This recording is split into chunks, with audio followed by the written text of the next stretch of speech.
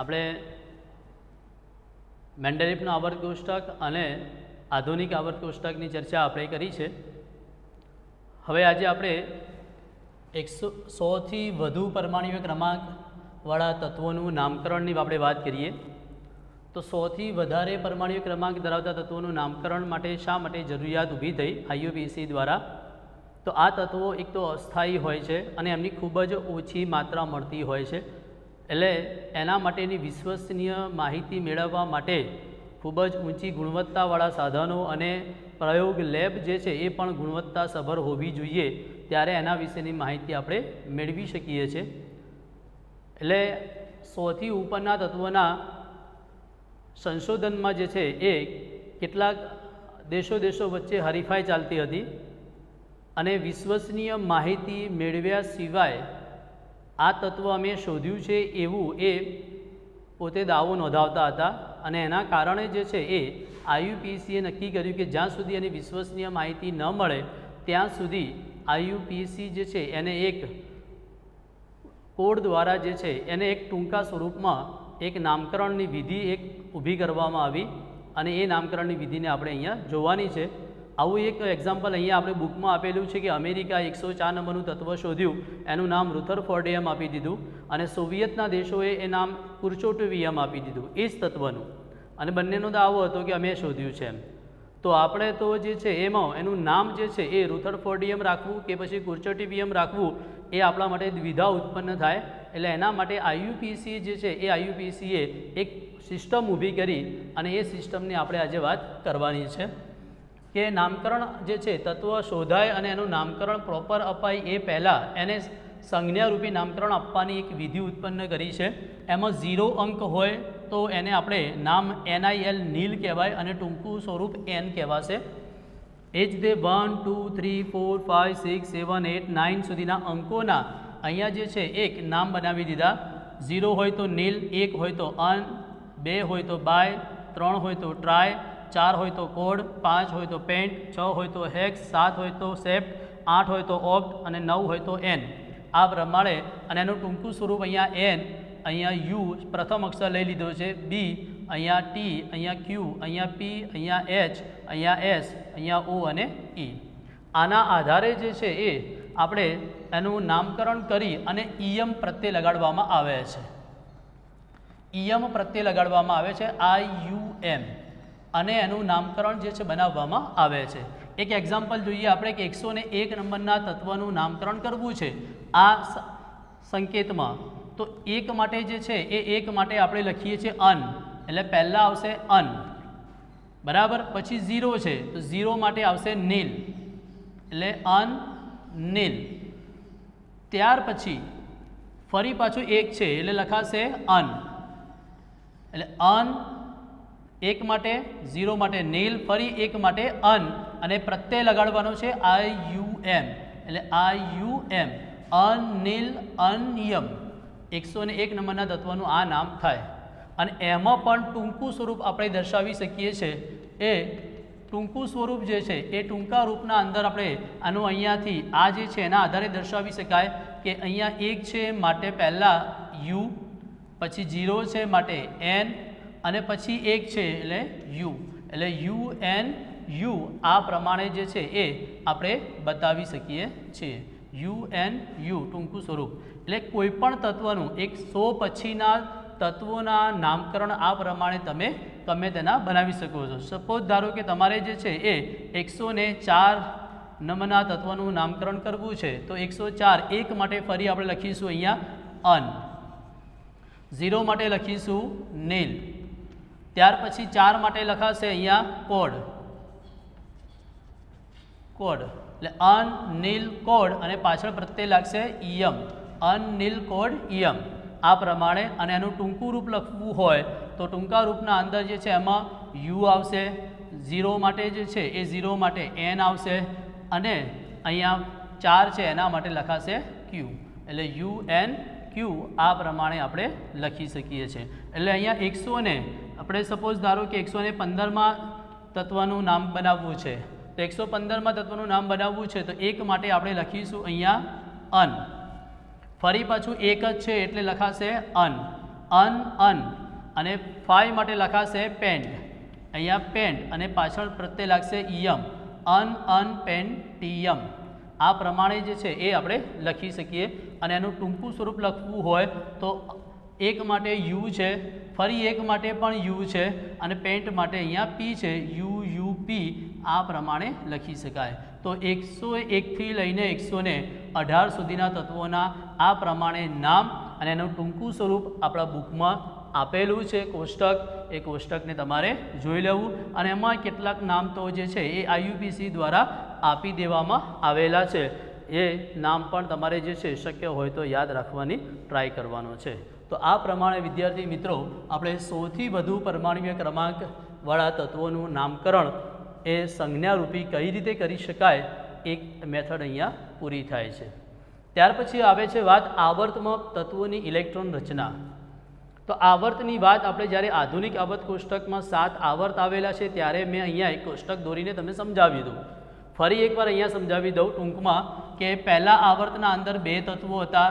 એમાં 1s2 electron રચના હાઇડ્રોજનની છે અને હિલિયમની 2s2. અહીંયા કહેવાનો અર્થ એ છે કે પહેલા આવર્ત છે તો પહેલા આવર્તમાં બાહ્યતમ ઇલેક્ટ્રોન રચના જે છે એ બાહ્યતમ ઇલેક્ટ્રોન રચનામાં મુખ્ય ક્વોન્ટમાંક 1 જ હશે. બીજા આવર્તમાં બાહ્યતમ તત્વોની ઇલેક્ટ્રોન રચનાનો મુખ્ય ક્વોન્ટમાંક 2 જ હશે. એટલે લિથિયમથી નિયોન એ બીજા આવર્તના તત્વો છે એની ઇલેક્ટ્રોન રચનામાં 2s2 2p6 એટલે અહીંયા મુખ્ય ક્વોન્ટમાંક આપણને કયો મળશે? 2 હશે. ત્રીજા આવર્તની આપણે વાત કરીએ તો ત્રીજા આવર્તમાં અહીંયા મુખ્ય ક્વોન્ટમાંક કયો છે? 3 છે. બાહ્યતમ ઇલેક્ટ્રોન રચનાનો મુખ્ય ક્વોન્ટમાંક 3 હોય છે. એટલે 7 આવર્ત છે તો 7મા આવર્તમાં બાહ્યતમ ઇલેક્ટ્રોન રચનાનો મુખ્ય ક્વોન્ટમાંક કેટલો હોઈ શકે? 7. કારણ કે પહેલામાં 1 છે, બીજામાં 2 છે, ત્રીજામાં 3 છે, ચોથામાં 4, પાંચમા આવર્તમાં 5, છઠ્ઠામાં 6 અને સાતમામાં 7 છે. તો આ પ્રમાણે મુખ્ય ક્વોન્ટમાંક જે છે 7 આવર્ત છે એટલે આ પ્રમાણે 7 આવર્ત બનાવવામાં આવેલા છે. સાથે સાથે બીજી એક વાત કરીએ અહીંયા કે અહીંયા જે છે એ અહીંયા પોટેશિયમથી ક્રિપ્ટોન સુધીના જે તત્વો છે એમાં વચ્ચે જે છે એ સંક્રાંતિ તત્વો જે છે સંક્રાંતિ તત્વો ઉમેરાય છે અને એમાં 3D કક્ષકમાં ઇલેક્ટ્રોન રચના પહેલાં ભરાય છે. અને 3D કક્ષકમાં ઇલેક્ટ્રોન ભરાતા હોય તો એવા તત્વોને પ્રથમ સંક્રાંતિ શ્રેણીના તત્વો કહેવાય છે. એના પછી અહીંયા 5મા આવર્તના અંદર 4Dમાં ઇલેક્ટ્રોન ભરાય છે એને દ્વિતીય સંક્રાંતિ શ્રેણીના તત્વો કહેવાય છે. એટલે ડી વિભાગના તત્વો અહીંયા દાખલ થાય છે. 4, 5, 6ના અંદર જે છે એમાં ડી વિભાગના તત્વો આપણને જોવા મળે છે. 7માં પણ જોવા મળે છે. 3Dમાં ભરાય તો પ્રથમ સંક્રાંતિ શ્રેણીના તત્વો કહેવાશે. 4Dમાં ભરાય તો દ્વિતીય સંક્રાંતિ શ્રેણીના તત્વો કહેવાય. 5Dના અંદર ભરાય તો તૃતીય સંક્રાંતિ શ્રેણીના તત્વો કહેવાય અને 6Dના અંદર ભરાય તો ચતુર્થ સંક્રાંતિ શ્રેણીના તત્વો તરીકે ઓળખાય છે. તો ડી વિભાગની જ્યારે આપણે વાત કરીશું ત્યારે એમાં ડિટેલમાં ચર્ચા આવશે. છેલ્લે બીજી એક વાત છે આની અંદર કે છઠ્ઠા અને સાતમા આવર્તના અંદર એમાં અહીંયા 4f કક્ષકના અંદર ઇલેક્ટ્રોન ભરાય છે છેલ્લે અને અહીંયા જે છે એ છઠ્ઠા આવર્તના અંદર જે છે એ છઠ્ઠા આવર્તમાં 4fમાં અને સાતમા આવર્તના અંદર 5fમાં ઇલેક્ટ્રોન ભરાય છે. તો એ જે ઇલેક્ટ્રોન ભરાય છે એમાં 2 પ્રકારની શ્રેણી, એક લેન્થેનાઇડ શ્રેણી અને અહીંયા છે એક્ટિનાઇડ શ્રેણી. આ બંને શ્રેણીઓ અંદર સમાવેશ થાય છે અહીંયા જોવા મળે છે અને આ બંને શ્રેણીઓ જે છે એને આંતર સંક્રાંતિ શ્રેણીના તત્વો તરીકે ઓળખવામાં આવે છે. એટલે આંતર સંક્રાંતિ શ્રેણીના તત્વો છઠ્ઠા અને સાતમા આવર્તમાં ગોઠવાયેલા જોવા મળે છે. તો આધુનિક આવર્ત કોષ્ટકની તમે જે છે એ આધુનિક આવર્ત કોષ્ટકનો તમે અભ્યાસ કર્યો જ હશે. એના અંદર છેલ્લે નીચે 2 લીટી જે આવે છે એ લેન્થેનાઇડ શ્રેણી અને એક્ટિનાઇડ શ્રેણી છે. તો આવર્તમાં ઇલેક્ટ્રોન રચના એ અહીંયા પૂર્ણ થાય છે. હવે આપણે સમૂહમાં ઇલેક્ટ્રોન રચનાની વાત આપણે કરીશું. વિદ્યાર્થી મિત્રો, આવર્તમાં ઇલેક્ટ્રોન રચનાની થોડીક વાત આપણે કરીએ. સમૂહમાં ઇલેક્ટ્રોન રચનાની વાત કોષ્ટક આવા જ કોષ્ટક અહીંયા જે છે તમારે નોટબુકમાં બનાવવાના છે. બુકમાં આપેલા નથી પણ તમને ઇલેક્ટ્રોન રચના લખતા આવડી જાય એટલા માટે આ કોષ્ટકની તમારે પ્રેક્ટિસ કરી દેવાની છે. તો સમૂહમાં ઇલેક્ટ્રોન રચના જે છે એમાં પ્રથમ સમૂહ જે છે એને આલ્કલી ધાતુઓનો સમૂહ કહેવાય છે અને આલ્કલી ધાતુઓના સમૂહના અંદર જે છે એમાં lithium, sodium, potassium, rubidium, caesium અને ફ્રાન્સિયમ તત્વોનો સમાવેશ થાય છે. લિથિયમ એ 3 નંબરનું તત્વ છે. લિથિયમ યાદ રાખો એટલે ઓટોમેટિક બધું જ યાદ રહેશે. લિથિયમમાં 3 પરમાણુ ક્રમાંક 3 છે તો એમાં 8 ઉમેરશો એટલે સોડિયમનો પરમાણુ ક્રમાંક મળશે, એમાં 8 ઉમેરો એટલે પોટેશિયમનો પરમાણુ ક્રમાંક મળે, અને એના અંદર જે છે એમાં 18 ઉમેરશો એટલે રૂબેડિયમનો પરમાણુ ક્રમાંક મળે, અને એના અંદર જે એમાં તમે 18 ઉમેરશો એટલે અહીંયા સીઝિયમનો પરમાણુ ક્રમાંક મળી જાય, અને એના અંદર 32 ઉમેરશો એટલે ફ્રાન્સિયમનો પરમાણુ ક્રમાંક મળી જાય. એટલે સમૂહ આખો યાદ હોય, માત્ર પ્રથમ તત્વનો પરમાણુય ક્રમાંક જ યાદ હોય તો બાકીના બધા તમે લખી શકો છો. તો આ બંને સમૂહ માટે આ યાદ રાખવાનું છે, 8, 8, 18, 18, 32 આટલા એડ કરતા જવાનું. હવે લિથિયમની ઇલેક્ટ્રોન રચના. તો ઇલેક્ટ્રોન રચના ચેપ્ટર નંબર 2માં આપણે તમને ભણાવી ચૂક્યા છે કે લિથિયમ જે છે એ ત્રીજા નંબરનું છે. એટલે ત્રીજા નંબરનું એટલે હિલિયમ કોરનો ઉપયોગ થાય. હિલિયમ બીજા નંબરનું છે, એના પછી આપણે એનો ઉપયોગ કરીએ તો અહીંયા લખી શકાશે હિલિયમ કોર, અને એના પછી આવશે 2s કક્ષક, એટલે અહીંયા આવશે 2s1. અને લિથિયમ એ બીજા આવર્તમાં છે, એટલે બાહ્યતમ કક્ષામાં અહીંયા 2s1 આવશે, એટલે 2 અને 1 3 થઈ ગયા. એ જ પ્રમાણે હવે એ જ પ્રમાણે જે છે હિલિયમ પછી અહીંયા આ જે નિષ્ક્રિય તત્વો છે એને યાદ રાખો, નિયા કે જેરા. નિયા કે જેરા યાદ રાખવાનું છે. હવે હિલિયમ પછી ની આ કે જેરા, હિલિયમ પછી નિયોન, આર્ગોન, ક્રિપ્ટોન, ઝેનોન અને રેડોન આ લખી દેવાના. અને હવે નિયોન પછી 10 પછી 11મો એટલે અહીંયા શું આવશે 3s1, કારણ કે આ ત્રીજા આવર્તમાં છે. એ જ પ્રમાણે 4s1, 5s1, 6s1 અને 7s1 આ પ્રમાણે ઇઝીલી તમે આલ્કલી ધાતુઓની ઇલેક્ટ્રોન રચના લખી શકો છો. માત્ર તમને જે છે એનો ક્રમ અને પરમાણુ ક્રમાંક આવડે અને એકની ઇલેક્ટ્રોન રચના આવડે તો બાકી બધાની ઇલેક્ટ્રોન રચના આવડશે. તો ઇલેક્ટ્રોન રચના ફરી એકવાર, લિથિયમ 3 નંબર પર છે તો હિલિયમ કોરનો ઉપયોગ થાય. હિલિયમ પછી 2s આવે એટલે 2s1. સોડિયમની વાત કરીએ 11મા નંબર પર છે તો નિયોન 10 પછી તરત જ આવે એટલે નિયોન કોર પછી નિયોન પછી 3s કક્ષક આવે, 3sમાં 1 કારણ કે 10 ને 11 થાય. તો અહીંયા નિયોન આવ્યું તો અહીંયા આર્ગોન, ક્રિપ્ટોન, ઝેનોન, રેડોન મૂકી અને 3sની જગ્યાએ અહીંયા 4s, 5s, 6s, 7s ક્રમશઃ મૂકવાના. તો 7મો આવર્ત છેલ્લું ફ્રાન્સિયમ તો 7, 7s1 આપણને મળી જશે. આવર્તમાં ઇલેક્ટ્રોન રચનાની પણ વાત આપણે કરી ચૂક્યા. તો આલ્કલી ધાતુઓનો ઇલેક્ટ્રોન રચના આ પ્રમાણે થાય. આલ્કલાઇન અર્થ ધાતુ તત્વોની આપણે ઇલેક્ટ્રોન રચનાની આપણે વાત કરીએ તો બેરેલિયમ, મેગ્નેશિયમ, કેલ્શિયમ, ટ્રોન્સિયમ, બેરિયમ અને રેડિયમ એ જે છે આલ્કલાઇન અર્થ ધાતુ તત્વો છે.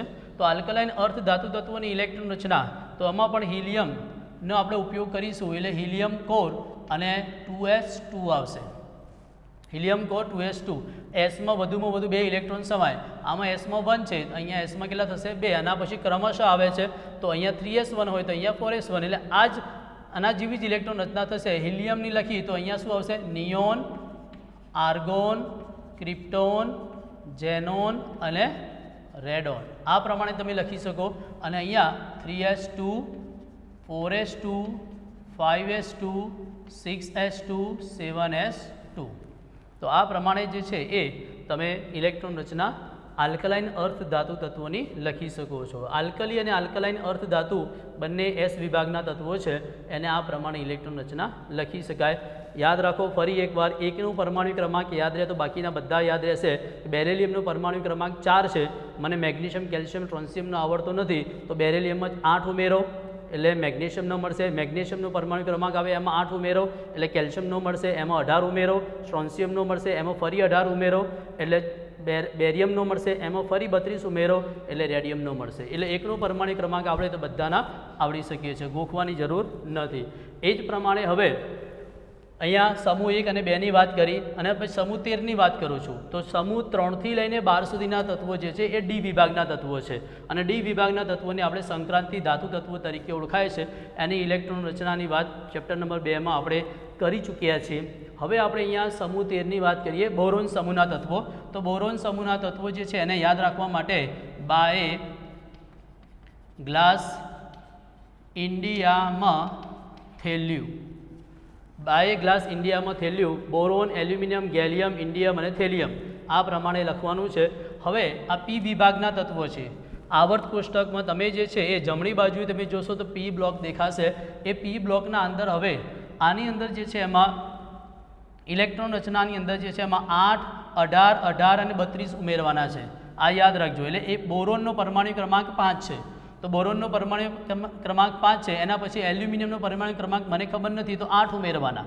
ફરી ગેલિયમનો પરમાણુ ક્રમાંક મને યાદ નથી તો એલ્યુમિનિયમનો 13 છે તો એમાં 18 ઉમેરવાના. અહીંયા એસ વિભાગમાં 8, 8, 18, 18, 32 હતા. પી વિભાગમાં 8, 18, 18 અને 32 આવશે. એટલે આની અંદર જે છે એમાં 8 ઉમેર્યા એટલે 13, એમાં જે છે 18 ઉમેરો એટલે 31, એમાં 18 ઉમેરો એટલે 49 અને એમાં 32 ઉમેરો એટલે 81. તો આ પ્રમાણે પરમાણુ ક્રમાંક આવે. હવે આની ઇલેક્ટ્રોન રચનાની આપણે વાત કરીએ તો બોરોનની ઇલેક્ટ્રોન રચના, બોરોન 5મા નંબરનું છે એટલે હિલિયમ કોરનો ઉપયોગ થાય. એટલે અહીંયા હિલિયમ આપણે મૂકીશું, હિલિયમ અને એના અંદર જે છે હિલિયમ અને પછી આવશે 2s2, હિલિયમ પછી આવશે 2s2. એટલે અહીંયા 2 ઇલેક્ટ્રોન, 2 ને 2 4, પછી 2 ભરાઈ ગયા એટલે 2p માં આવશે એટલે 2p1 થશે. એટલે હિલિયમ 2s2 2p1 ઇલેક્ટ્રોન રચના થાય. હિલિયમની બોરોનની ઇલેક્ટ્રોન રચના આવડે એટલે બાકી બધાની ઇલેક્ટ્રોન રચના તમે લખી શકો છો. તો એની અંદર જે છે એમાં અહીંયા જગ્યાનો થોડોક અભાવ છે, જોઈ લઈએ 1 મિનિટ. તો આની અંદર જે છે એમાં આપણે એલ્યુમિનિયમની ઇલેક્ટ્રોન રચના લખવી છે. તો એલ્યુમિનિયમની ઇલેક્ટ્રોન રચના લખવી હોય તો નિયોન કોરનો આપણે ઉપયોગ કરીએ છીએ. તો અહીંયા લખાશે નિયોન, ત્યાર પછી નિયોન પછી આવશે 3s2 અને 3p1, 10, 11 ને 12 ને 13 થશે. તો આ પ્રમાણે એકની આવડે તો હિલિયમ, નિયોન, હવે અહીંયા શું આવે આર્ગોન, અહીંયા શું આવશે ક્રિપ્ટોન, અહીંયા શું આવશે ઝેનોન. આ લખ્યા પછી બાહ્યતમ કક્ષામાં અહીંયા 2s હતા તો અહીંયા 3s, તો અહીંયા કયા આવશે 4s2 4p1, અહીંયા 5s2 5p1, અહીંયા 6s2 6p1. આ પ્રમાણે લખી દેવાના. અને આર્ગોન પછી 3d કક્ષક એન્ટર કરવાની, 3d10, અહીંયા આવશે 4d10, અહીંયા આવશે 5d10 અને છેલ્લામાં 4f કક્ષક 4f14 પણ એડ કરવાની. કારણ કે તમે જુઓ 6s2 6p6ના અંદર 4f અને 5d અંદર એન્ટર કરવાની છે. 5p સુધીમાં જે છે 4d અને 4p સુધીમાં જે છે એ 4p માં 3d એન્ટર કરવાની છે. તો ઇલેક્ટ્રોન રચના એકની આવડે તો બાકી બધાની આવડી શકે છે. તો પહેલાંની હું તમને લખીને બતાવું. સમૂહ 14, સમૂહ 14ના તત્વોને અર્ધ ધાતુ તત્વો કહેવાય. એને યાદ રાખવાનું છે કા, સી, જટીલે. કાર્બન, સિલિકોન, જર્મેનિયમ, ટીન અને lead. Carbon, silicon, germanium, tin અને લેડ, કાસી, જટીલે. એ પ્રમાણે યાદ રાખી શકો છો. હવે આની ઇલેક્ટ્રોન રચના એકદમ ઇઝીલી કે આમાં જે છે એ હિલિયમ 2s2 2p2 આવશે, હિલિયમ 2s2 2p2.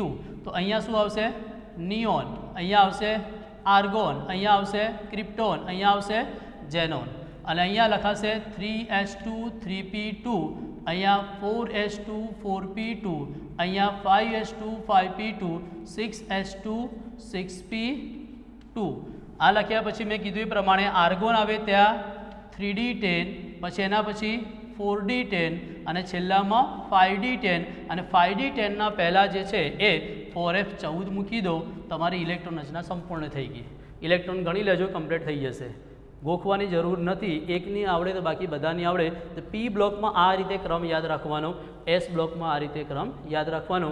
તો સમૂહમાં ઇલેક્ટ્રોન રચના જે છે એ આ પ્રમાણે. હવે મેં સમૂહ 15, સમૂહ 16, સમૂહ 17 અને સમૂહ 18 આ 4 સમૂહની ઇલેક્ટ્રોન રચના તમને હોમવર્કમાં આપું છું. તમારી રીતે આ પ્રમાણે કોષ્ટક બનાવી દેજો. 15મા સમૂહ, 16મા સમૂહ, 17મા સમૂહ અને 18મા સમૂહના તત્વોની ઇલેક્ટ્રોન રચના તમે આ પ્રમાણે તમારી રીતે ટેબલમાં બનાવી દેજો.